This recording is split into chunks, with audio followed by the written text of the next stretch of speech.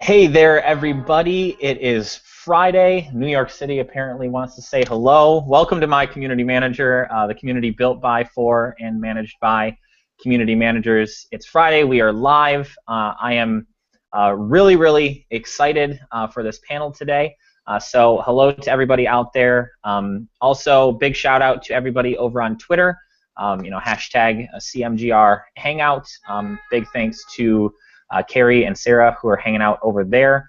This is my community manager, and I am Dom, a co-producer here with Sherry and Brew. Brew is actually being responsible and has a client meeting, so he's not able to join us today. But we've got Sherry and a wonderful panel today. So if you do like what you guys are seeing here, just a quick reminder, go to mycmgr.com. There's a little button that says participate. Just go ahead and click that. We'd love to get your ideas if you want to be on a panel. I can tell this is going to be one of the best panels we've had in quite a while. So if you want to be cool like all these people, go ahead and join. But with that, I'm going to throw it over to my co-producer, Sherry. How's it going, Sherry? Hey everybody, I'm Sherry and I am the community manager at Magento as well as co-producer here at CMGR Hangout. And I'm really excited today. Patrick actually introed me to Bill and said, hey, Bill's really smart, you need to get him on the Hangout. And Bill agreed to do so. So we're talking collaborative economy and communities today, kind of separating the signal from the noise and the hype from the opportunity, and our opportunity from the hype, whichever way that makes more sense. So I'm going to actually let Bill kind of tell you a bit more about the topic, and from there we'll have Bill, Joe, and Randy introduce themselves. Awesome, thank you. So first of all, thanks for, am I up? I think I'm up. First of all, thanks for having us. This is awesome. Long-time listener, first-time caller, if you will. And for me, just to unpack the topic a little bit, I have been developing online communities in some form since the late 90s, and both folks joining me today, Joe and Randy, whom I'll introduce in a minute, have been doing it for even longer. And so we've seen distinct waves of change and evolution happening.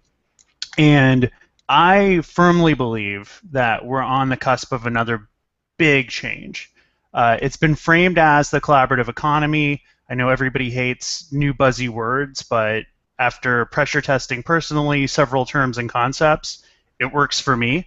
So I'm not here to evangelize it. I'm here to, and the panel's here to talk about sort of this wave of converging forces that will present opportunities and challenges for building community over the next 5 to 10 years. So even if there's some reaction to the term collaborative economy, I hope we can take it in the spirit that it's presented and have a healthy and focused discussion around essentially the future of building communities and what these forces of the sharing economy, Internet of Things, the maker movement and community, this concept from more of the marketing side around digital transformation, which actually isn't a new concept at all, and many more forces, how all those things are converging again to create this environment of change and opportunity for us as community builders. So that's really what we wanted to talk about today. I think it'll be, as Sherry mentioned, a really rich and exciting conversation.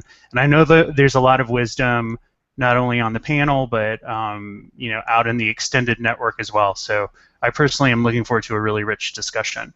With that said, let's start from the top. And Joe, if you wouldn't mind starting us off with introductions, and then Randy, if you would jump in next, that would be awesome. That sounds great. Thanks, Bill. Great getting together with you and Randy. So I'm Joe Cothrell. My title is Chief Community Officer. I work at Lithium Technologies, which is a community platform provider.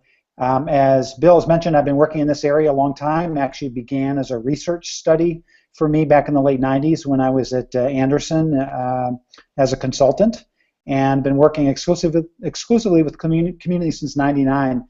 Mostly what I do and what we do at Lithium is we work with brands and we help them create communities for their customers. So that tends to be the perspective that I come from, is what does it take for a company to do this successfully, to bring their customers together for whatever purpose, typically to share, typically to help each other or inspire each other. and that's the business I'm in. So looking forward to a fun conversation today.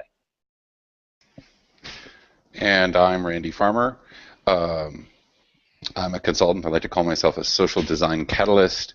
I consult on social product and platform design.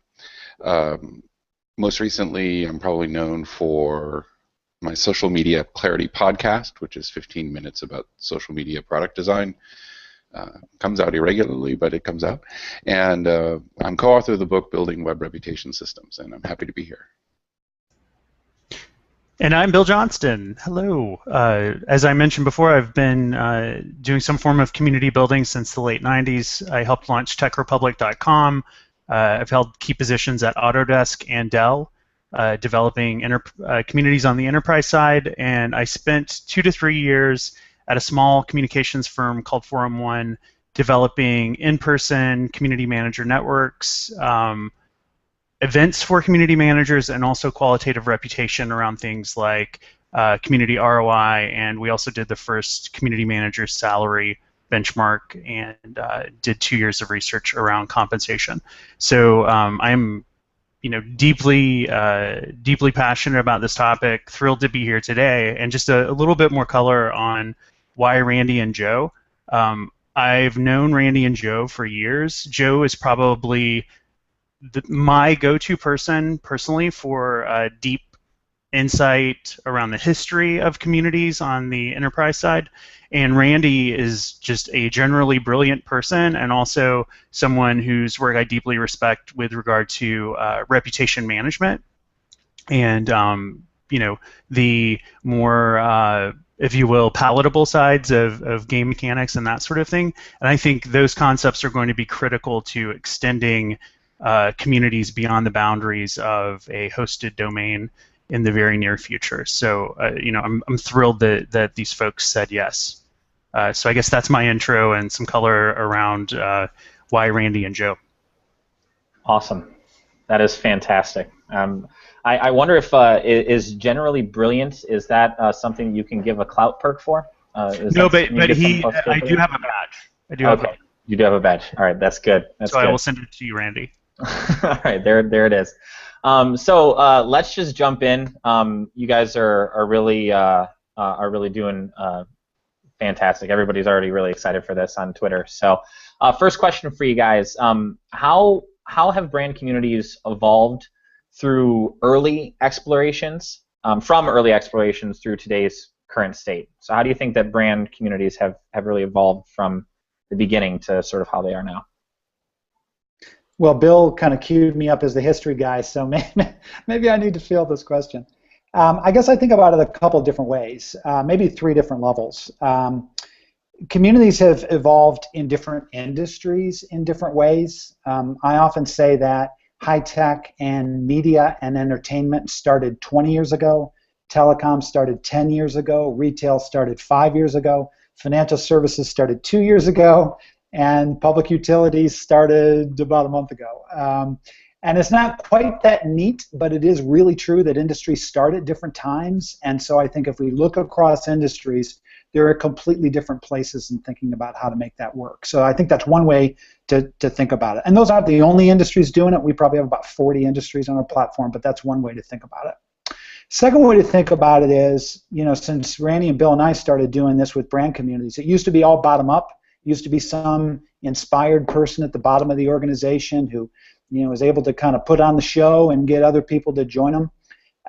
That is not where we've been over the last 5 years. It's been more middle out. Somebody who owns a budget, somebody who owns a function inside an organization, be it marketing or PR or support, has basically invested in it and built that thing. And it's only really in the last maybe 24 months we've seen top down where C-level is driving it. We can talk about the fact that that is not a solution to all problems, but that's kind of a second way to look at it. Last way to look at it is evolution of community itself, and I think the way I've seen it evolve is, used to be the community was the place on your website, largely centered on forums, and I think today for most brands the community is a much more distributed affair.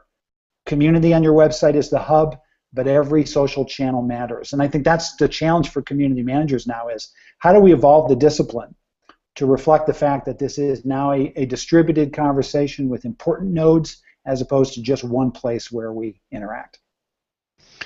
I think one big difference that we've seen is a move away from, the web. If you start thinking of those communities as starting with the web, from brochureware, where people were focused on just broadcasting, to getting a message out and then getting reactions, which is still where a lot of people think about things like community and social media. That's the one-to-many and many-to-one kind of relationship. And then what I like to focus on is the many-to-many. That's when the communities, and these exist in brand communities, but they're much stronger outside of most brand communities, in the many-to-many structure where people are creating objects and consuming them for each other. In fact, building industries, and that's kind of the root of the collaborative economy, is when people started helping each other in their, not because there's some central brand to bond to, but some central idea that you're trying to accomplish. Just to chime in, for me, just taking Autodesk as a case study and making some grossly general comments based upon timeline for the sake of not boring you to tears.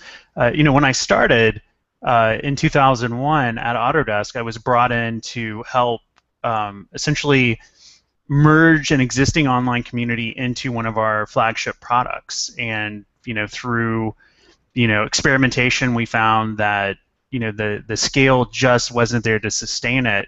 And that evolved into a refocus on discussion forums as a means for peer-to-peer support, which then evolved into early experiments with social media, including a blogging program that's now, at last count, 200 blogs strong. And then into vertical communities, like building a community that covered everything from break-fix support to how do I learning questions to portfolio sharing, because the Autodesk products create such great visuals. So we developed vertical communities in the late 2000s. I was gone for a while and came back, and the mantra was really evolving community into an ecosystem and blurring the lines between product and community, and in some cases the community as the product, not in a way that exploits community, but in the sense that you're selling a software product these days, but you're also selling the network of expertise and talent connected to that product, if it's SaaS based at all, which most software companies are converting to. So one reason community is incredibly important now for a lot of commercial organizations is the fact that the customer relationship is immediately perishable. Looking at an Autodesk, an Adobe, a Microsoft, even as recently as 5 years ago, you were buying boxed product that you had a license to in perpetuity, and most, if not all, of those models have shifted to on-demand licensing. So therefore, customer relationship is perishable. So therefore, it's really important to establish sort of top-of-mind affinity, to really truly stand behind the intent to build customer relationships. And on the opportunity side, it presents this context to start to really start to weave together the big C community initiatives that some of us have been pushing for.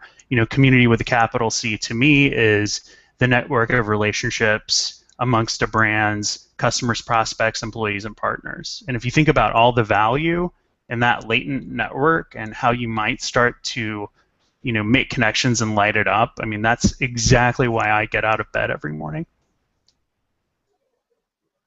That's fantastic. So just rolling right into question 2, because I really want to touch on what you guys all think about this. And obviously, Bill, you just sort of talked about I don't know if this is a word, but the perishability of customers there. What are some other key challenges? And then on the flip side, some key opportunities that you've seen as these communities do evolve. What are some of the other ones that you guys have there? I mean, from a key challenges perspective, I'll go quickly and then pass the mic. The sort of malleability of platform, right? Because the business's needs, and Joe may or may not agree, perceived needs in some cases may be a challenge, but the business need, when you do engage in community and there's actual focus, like enterprise-wide focus on it, the sort of opinions around what is needed, the form factor around what is needed, and the malleability of what you may have or may have bought, there's often a delta. So, technology is definitely an issue.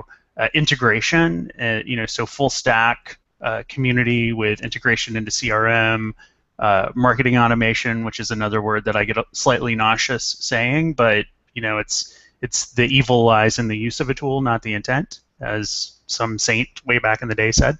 So the technology sort of feature set, integration, et cetera, is a challenge.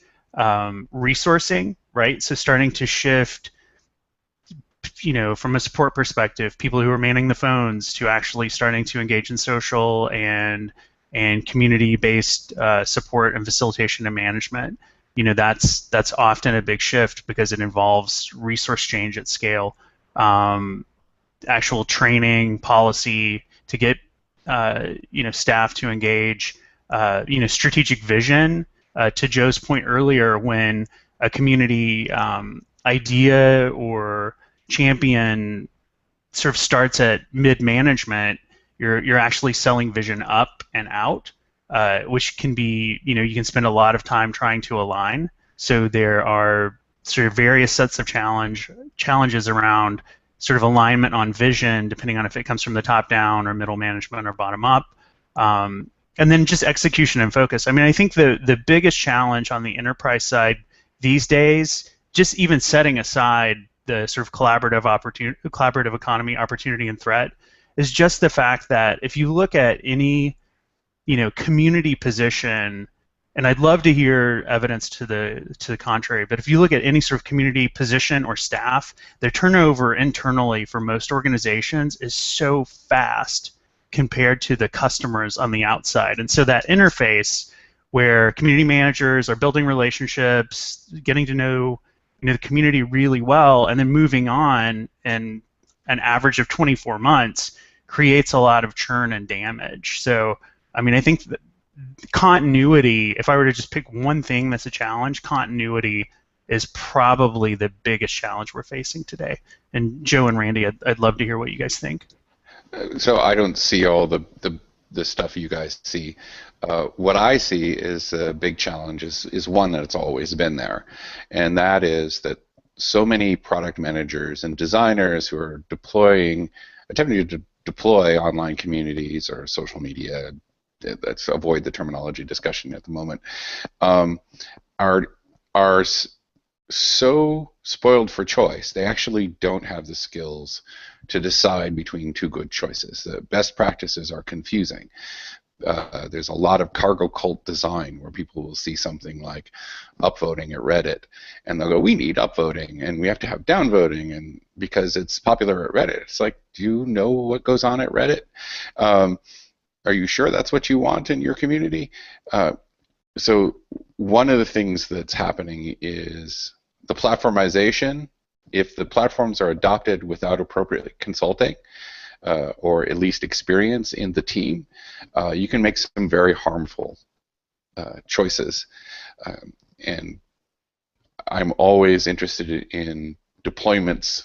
The companies that are in the business of like selling, for example, gamification, are often in the business of assuming that the customers know what they want and selling them their own demise. A few years ago, a certain gamification company CEO tweeted that 80% of all gamification integrations fail. And I thought it was interesting since he worked for a gamification company. And I'll leave it at that. Yeah, I just tag on to that a little bit, and I agree with Randy. I mean, I think the technology and the choices can be very confusing. It used to be I'd have a million conversations with people who thought they needed one thing but really needed another thing. I have to say, though, I mean, I think customers have really caught up a lot, and the level of conversation I'm having with customers today about social technologies is vastly more sophisticated than it was even 5 years ago. So I don't know whether that's to the credit of analysts or to the credit of consultants or who it is, but boy, I'm seeing a lot of smart customers out there today. I think, in some ways, kind of a blend of what Randy said and what Bill said. To me, the biggest challenge is this is about technology, but it's also about people and process. And sometimes people just love the technology so much they really would like to talk about that rather than to talk about the things we need to do as a business to make this happen. One of my favorite early internet analysts, Phil Augury, used to say, technology changes quickly, people change relatively quickly, and institutions change very slowly. And by institutions, he meant governments, companies, or other kinds of organizations, because there's just a ton of inertia there. There's job descriptions and incentive programs and business processes and technology that hold the business processes in place. And all of that is hard to move, really difficult to move. And I think to the extent that I see companies struggling, if they're struggling with the notion that if you do this right, people's jobs change, right? Somebody in product development does something different today because you have a community. Somebody in support, or many people in support, do something different. Somebody in communications does something different. All those have their own disciplines. And so I think that's kind of what I see companies struggling maybe more with than anything else is to just think about, how does this change what we do? Where are the opportunities to do something different? Because we can now, because we have this live open channel with our customers that runs 24/7, which you just never had before. So I guess I see that as a challenge. But maybe I should transition into opportunities since we talked about a lot of challenges. One of the truisms of this stuff that I've seen over 10 years, though, is if you engage customers in social and community channels, on average, customers buy more often, and remain customers longer than customers who don't engage in social channels. It's because they're smarter. It's because you've educated them. You've had an opportunity to teach them more about the features and the aspects of the service that they may not, appreciate. And I think if we simply stay focused on this as a way to actually move the customer up both the value chain and the competence ladder in terms of understanding our products and services, to me that's super powerful, is community as a tool for moving the customer to the next place for their benefit and for ours. And so it's every day I see that kind of coming to life more and more. And that's what's exciting to me, right? Because then this becomes a real strategic tool in a world that's full of change, right? And where no one likes change. Does that make sense? It totally does. I think we're just all processing the wisdom, Joe. But seriously, it did. It did. For me, in reflecting on sort of the challenge opportunity, and this is a segue into opportunity, the facts are most, social programs, social and community programs have, I think all would agree, probably overinvested in social media the last 3 to 5 years, right? And you have a lot of social marketers waking up now, looking at the huge, like counts on their Facebook pages, and also the tab for actually reaching those folks at any sort of scale now, which I think is generally a bummer all around. But we all knew it was coming.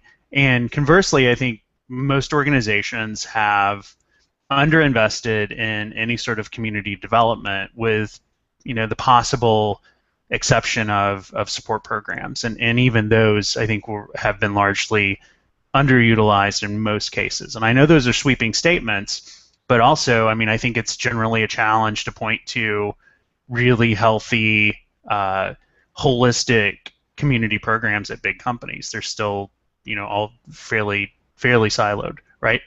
So that brings us to the opportunity, which is,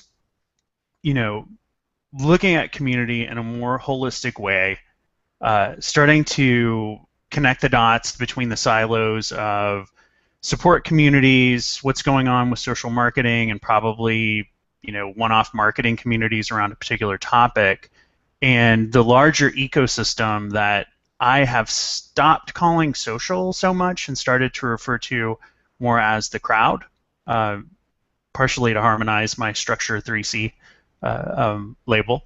But if you look at that as sort of a field of opportunity, you start to open the aperture to sort of the places you play online, which could include, partner communities. Probably will still include, some form of outposts on social networks.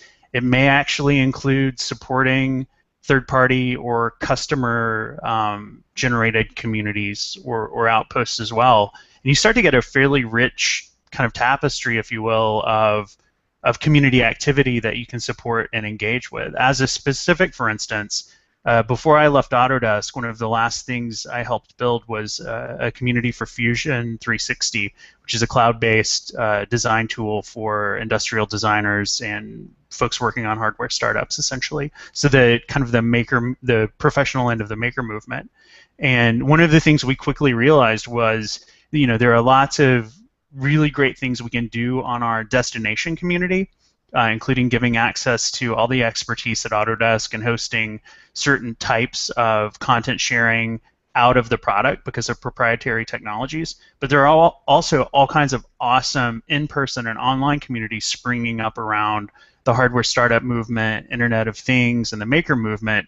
And so part of the community strategy was investing in communities like Hackster.io, which is a community for folks to share their hardware, open source hardware startup projects, and to try and get funding and to try and get collaborators on those projects, which is something Autodesk wasn't in a good position to do in a neutral way. So those are the types of opportunities I see as truly collaborative in the collaborative economy. When you think about sort of pulling down the really high walls around the corporation and seeing how you might truly collaborate with shared resources, shared intentions and shared outcomes with your customers and prospects, and in some cases even rethinking who those folks might be. That's the big opportunity for me.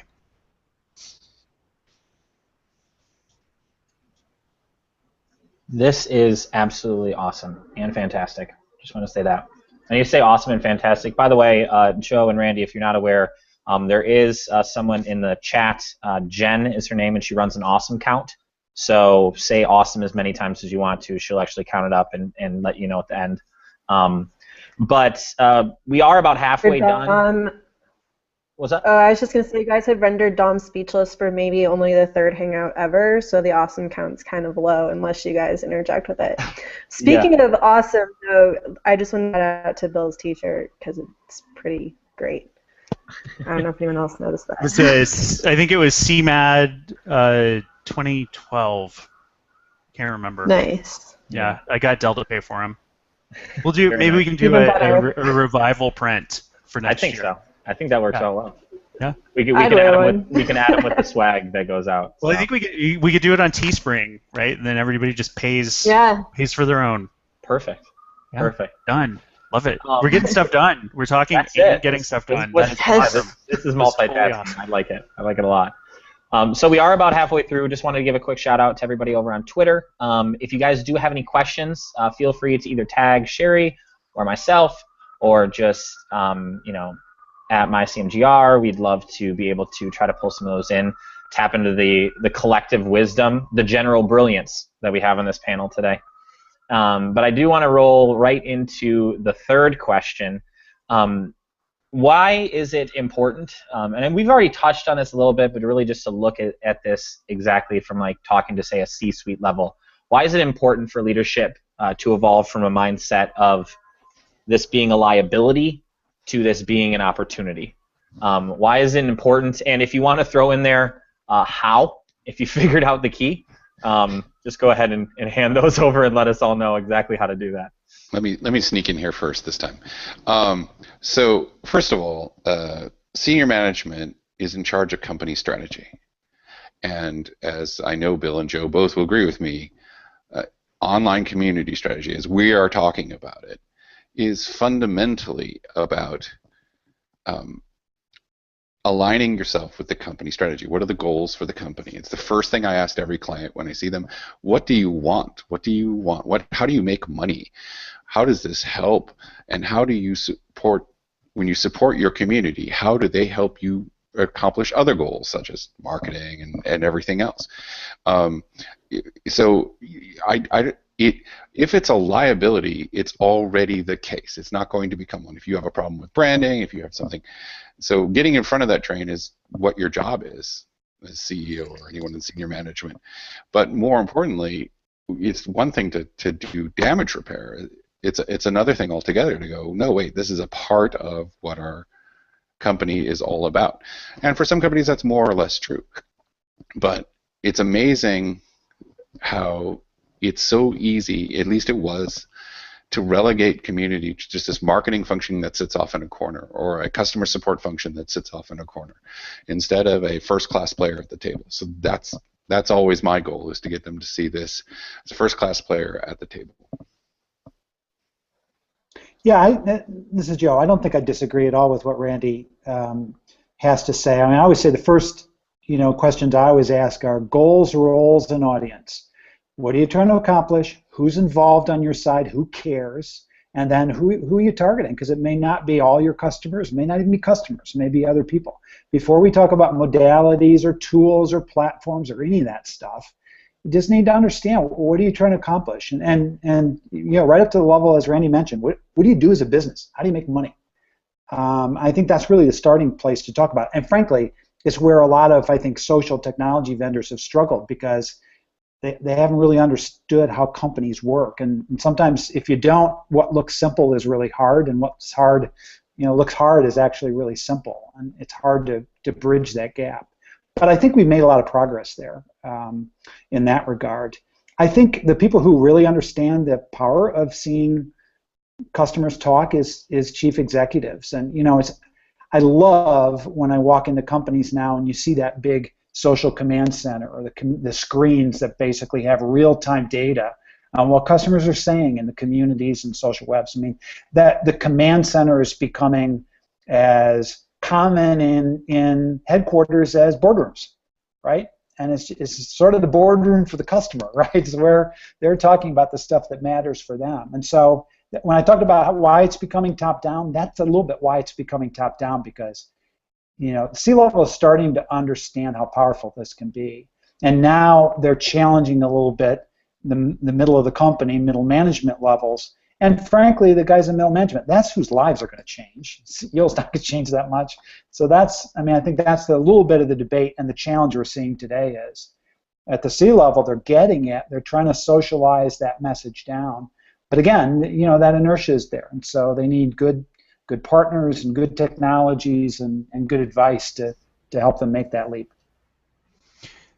So again, and Joe, I'll let the command center stand, because I think we could have a whole other hangout about that. To be honest with you, I mean, I will say I have seen command centers be valuable when you need to take a large organization like Dell and take them to a place with something, some sort of physical artifact, and say that's social media, just as a conversation starter. I think they can be effective. That's the internet. Yeah, kind of. Yeah, it's. I won't name names, but I've seen a lot of those. I've seen a lot of those command centers empty when there's not a customer tour going around, and I'll leave it at that. From the enlightened executive perspective, my most recent experience with Autodesk, our CEO was actually totally hands-on with the Fusion 360 community, and that was 90% awesome and 10% excruciating. The 90% awesome was he was very tuned into what the customers wanted, because they were talking to him personally and vis-a-vis the community. We also did a few things to actually bring customers in. So we had a customer workshop on Pier 9 in San Francisco. If you ever get a chance, you should check it out. It's awesome. But we would actually invite customers in, and in some cases to stay for extended periods of time working on their projects in the workshop with the software. So that was community in person, real time, full contact happening daily, which was really cool. So we got a lot of traction because Carl was involved, but also you get that sort of issue where designers are self-referential. So what I want is what the community wants, and so the painful part of it is managing expectations and being in a position to sort of provide data to challenge assumptions and prescriptive direction for community form factor, feature, etc. Because when you're dealing with the C-suite, things can happen very quickly, but that can also be very painful. I mean, one gap that I still see slightly shifting direction here is the roles of the community management team, the model around where that team should be, and if it should be a center of excellence or distributed centers of excellence, how it's managed, where it's plugged in, the executive or executives that own it. Like, I frankly feel like we still need to make a lot of progress there for this stuff to stick. Just the fact that we're still having discussions around the definition of online community, which is, I developed a certain Twitch from my unconferences several years ago because you could literally still spend an entire day just unpacking that definition and trying to get alignment. So, I mean, I still think we have room to grow, and frankly, a responsibility to help lead conversations around alignment on definitions, on structures that work based upon evidence, and just sort of doing a better job of aligning across the industry on best practices, because I still feel like it's very fractured. And Randy, I think, per a conversation we've had over the last few years, I think you would agree. The state of practice doesn't help making the case for more senior leadership with the community in a lot of cases. Yeah, the definition of community and social media is constantly in flux, and honestly, it's had different names, but ever since the 70s. The good news is we've got a podcast coming out about that. Although I just take a contrary view on that, Bill, I think there's probably more alignment now. There's more conversation across the practice than there's been in 15 years. I mean, not just the example of Randy and Scott's podcast, but think of the CMX conference, that kind of thing, which disappeared really for almost a decade. The Feverbeat conference, the community roundtable, the roundtables certification with WOMA, our certification. I mean, I see really good things happening. I honestly feel like the conversation around the practice of creating communities literally hasn't been this vibrant in more than 10 years. So I don't mean to be awesome. I don't mean to be Debbie Downer, because I totally agree with you. I think the volume and quality of that conversation is definitely going up and to the right. I guess what I'm saying is just the fact that for every organization that talks about community, there's also a related certification. I'm just saying it would be nice if there were some alignment around what that looks like, and in some cases there may be, and I'm just not aware. I mean, I helped with the WOMA community roundtable one, but just the fact that there are still sort of silos even amongst the industry leadership as it stands, it is a little discouraging, right? But maybe we're not at the point where it makes sense to try and connect those dots yet. Right. So 30 years later. Yeah. So the point is, terminology keeps shifting because we're growing. No marketers didn't care until social media, as we know it, likes and Facebook and stuff came around. They didn't even care to try to own it, right? And now they want to. I don't think it's I think it's hijacking only in a sense that I have this long history of what I like to think things mean. Without arguing about what they mean, it is necessary that it is true that we're all engaged in talking about it, and therefore everyone is bringing a lot more perspectives. It's not just insiders. It's a whole new class of participant. And whenever you do that, it's just a terminology flux. We lose control of terms. the history is full of it. For a long time, there was something called multimedia, and then it vanished, right? I mean, this is nothing new. Not worth too much lament. It's much better to work on the problems at hand and then kind of go back and fix the terminology as you go along, in my experience.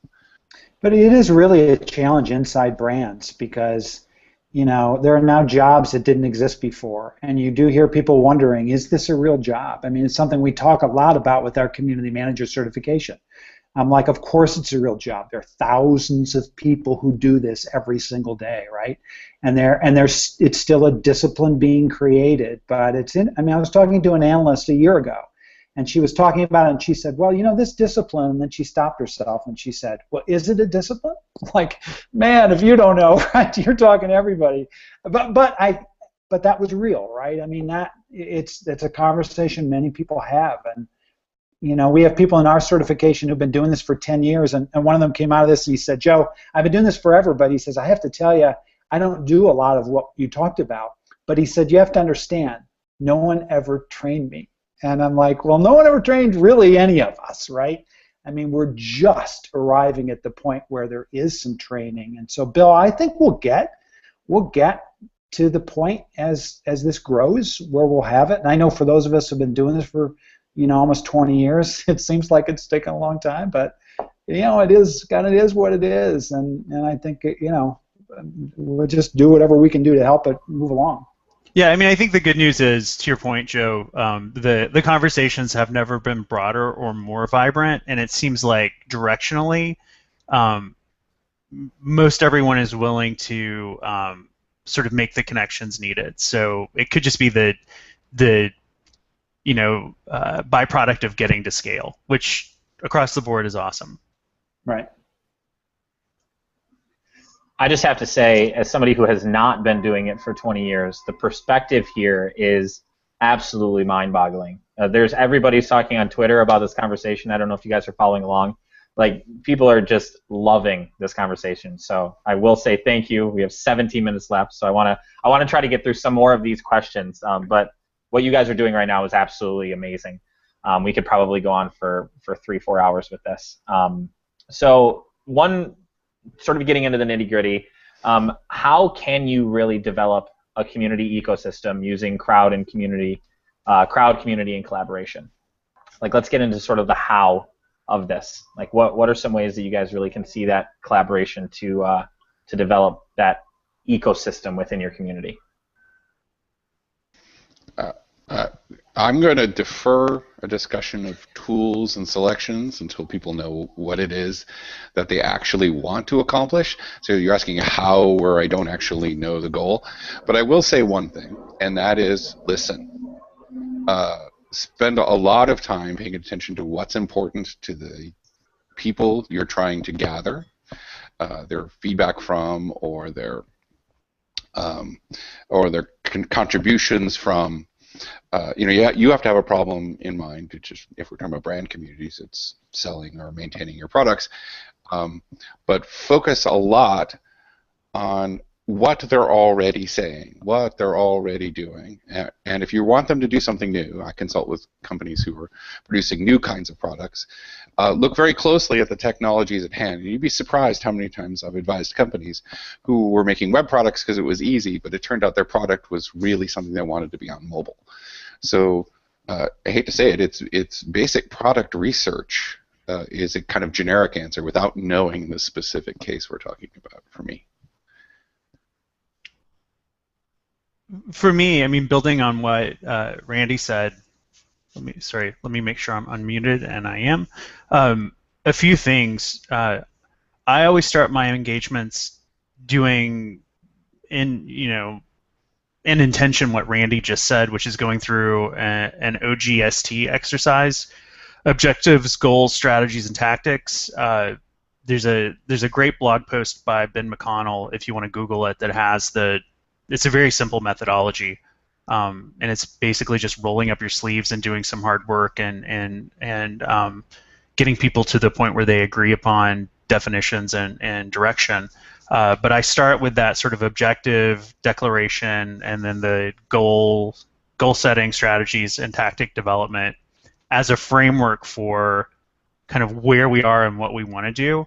And then from the ecosystem exploration, which is something I've been really fascinated by and trying to frame up and practice for a while, I use different tools based upon the objectives or goals of the community to identify or try to identify the denominator, if you will. So what's the largest sort of universe that we're playing in from an inventory of existing communities, social networks, bloggers, any sort of community-ish site, trade groups, conferences, meetups. I try to, essentially build the grand unification map of the community, really ecosystem, and then map out where the brand, product, organization, whomever actually is, where they're participating, and then get into the programs and engagements that they either have or could have,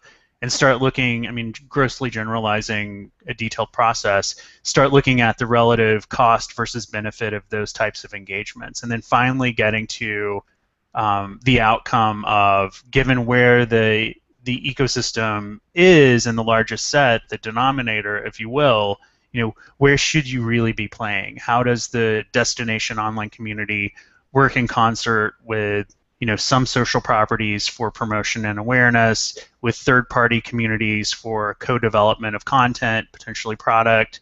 Are there, increasingly there are interesting plays because of the collaborative economy with things like peer-to-peer marketplaces. So I've been doing some work with a white label peer-to-peer marketplace to extend community reach and engagement form factors, based around secondary markets for products, in this one particular instance, apparel, and how that particular brand might be able to extend their physical innovation center online with some more modern crowdsourcing and ideation techniques.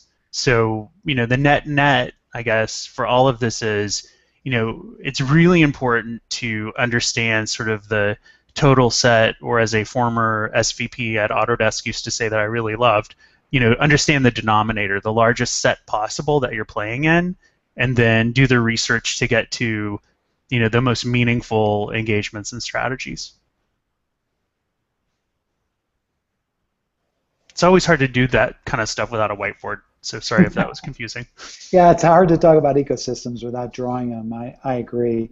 It reminds me, we were just talking about the difficulty of defining community, but when you think about the three distinctions that we're talking about here, collaboration versus community versus crowds, I think there is, when we think of platforms, just some very obvious differences between the platforms that support those three things, right? Where crowds tend to be more social networking supported. Communities tend to be more around forum and discussion, with other modalities added in, and collaboration, for teams or projects, tend to be around documents and calendars and things like that.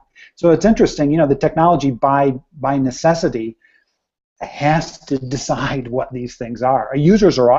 Companies are often confused, and you find somebody trying to create a community and teamware, or bring their team onto a community platform, or turn their community into Facebook. But I think there's still distinct kinds of interactions for distinct kinds of purposes, and gradually companies are coming to understand what each of them are good for and how they're different. Sometimes people thought they were going to succeed each other, and now it's like any other kind of medium. They're finding their own place. One other thing I would say too is, it hadn't occurred to me until you talked about this.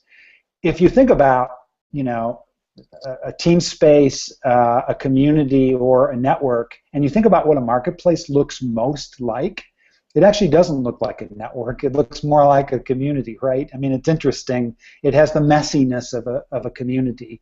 It has the fact that, as Kevin Jones used to say, it's got to do two things: discovery and coordination. It's got to help people find each other, and then it's got to somehow help a transaction happen. Most communities, that's knowledge, right?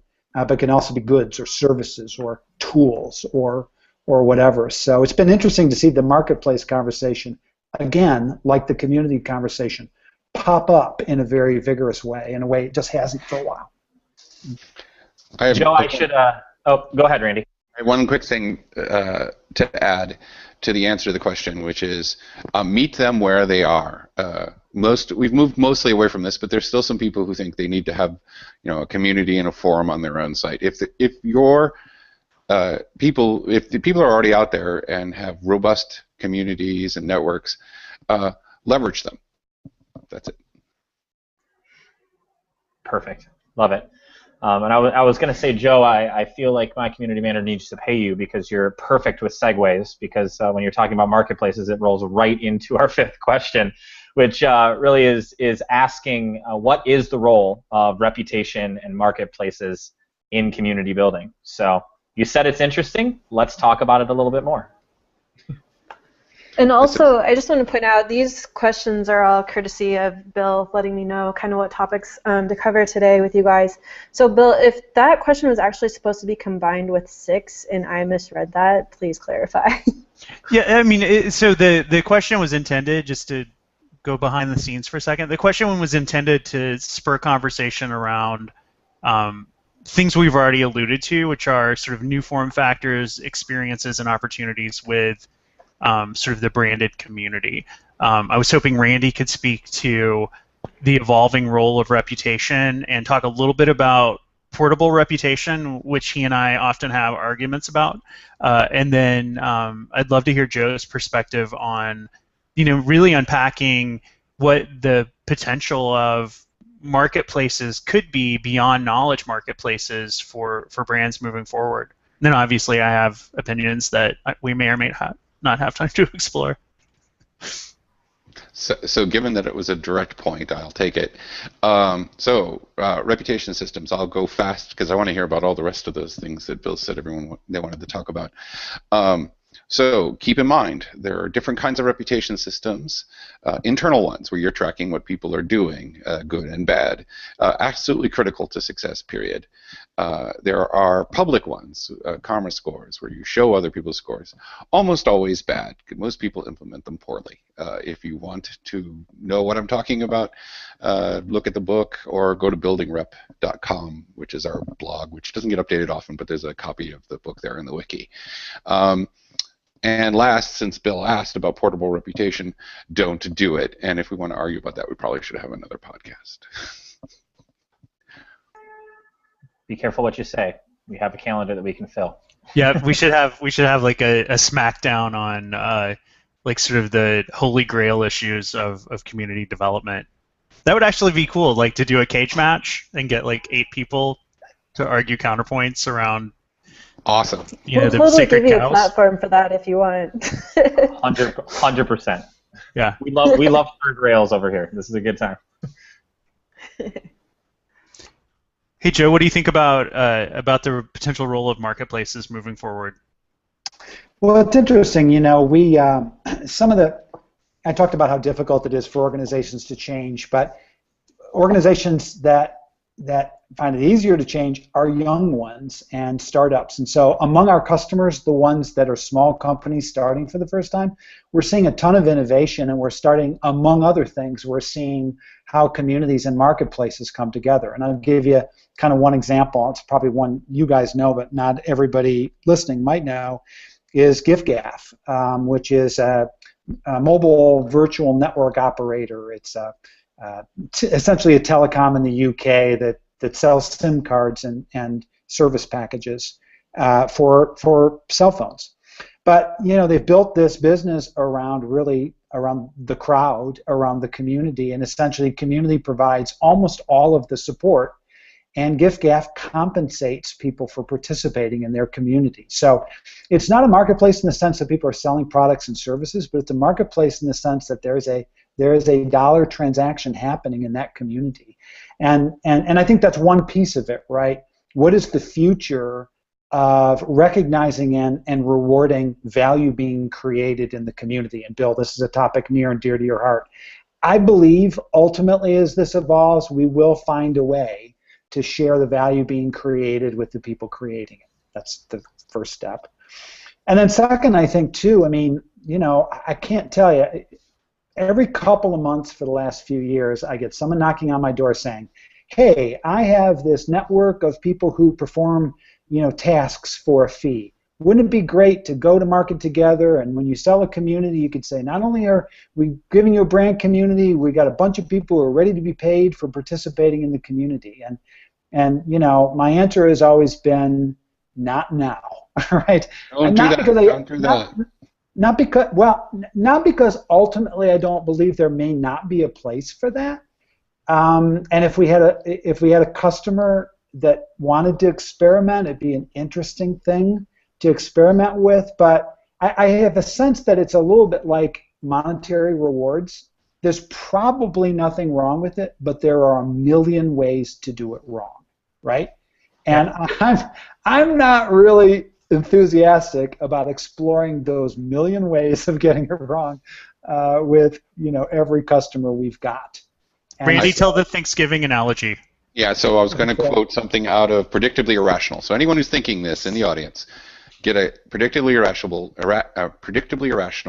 from Dan Ariely. Read it cover to cover. It's a really easy read, and it contains examples of why this is dangerous, because people confuse when it's money, they treat it differently. He gives an example at the beginning of one of the chapters. He says, imagine if you go to your mother's house for Thanksgiving, and you get done with the meal, and you think it was awesome, and you loosen your belt, and you say, that was great, Mom. You think, you take out your wallet, and you think $300 would cover it? And then you watch 3 years of you not getting invited to Thanksgiving while your mom's trying to forgive you for treating her like a cook. So, with all of that said, and I don't have the answers, but I do have a nagging worry that if people participate in branded communities out of altruism, for reputation, or in some cases compensation, right? There are external knowledge marketplaces popping up. Joe, to your point about vendors that are now aggregating these experts, Google Helpouts, which I think they shut down actually, was another example. So your experts in community now have opportunities to get compensated for sharing that expertise. You know, you're having these externalities, marketplaces being just one example, where you're going to start seeing pressure for, you know, some sort of revamping of the incentive structure that ain't just a badge. And I'm not sure what the answer actually is, but you know, I personally am actively trying to figure it out with a couple of clients, and I would love to have other conversations about this with anyone that's interested, because I do see it as sort of a zombie apocalypse moment for, in particular, support communities that are just relying on altruism and reputation management to incentivize people to continue to participate. I think, I don't know that model's sustainable. So yeah, it depends on what the problem is. But if you're interested in what low-end bidding for work looks like, we've got Amazon Turk. There's extensive writings on it. I highly recommend looking up the blogs and the writings people are writing about what they're learning about what it's good for and what it's not good for. I think the point here isn't that it's absolute. It's that you really need to understand the problem space, and you really need to understand those who are participating in this space. And when you try to make it a generic platform, it's a race to the bottom in every way. It's a race to the bottom in value for time. Amazon Amazon Mechanical Turk is significantly below the world's minimum income level, and it's also a race to the bottom for quality management. So it's incredibly hard to get anything high quality out of it. And so when people start thinking about, oh, I could pay for content, they'll run experiments on Mechanical Turk and other kinds of things. I've had clients that have done this, and their eyes are always bigger. They're always trying to figure out a way to convert simple ROI and to simple investment, and it just doesn't work that way. And it's, you know, when I pointed out Dan Ariely's book, Predictably Irrational, he puts it into two categories, but it's even not that simple, and his follow-on books talk about that. So lots to think about. Yeah, so much here, so much. So you guys know, if you're watching, if you didn't catch all of it, if you're over on Twitter, the replay for this is going to be up just a little bit later on today, so make sure you go through. If you have any questions, I'm sure that that Randy and Bill and Joe would love to connect with you guys to continue the conversation.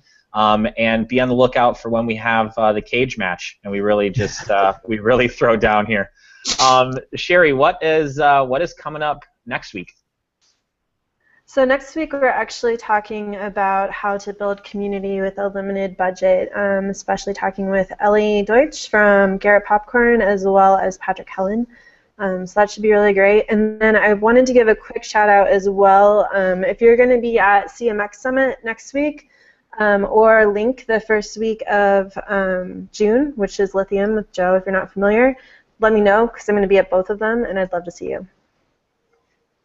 All right, guys. Well, thanks a lot, and I hope you have a wonderful Friday. All right, thanks, guys. Good weekend. It was fun. Yeah. Bye.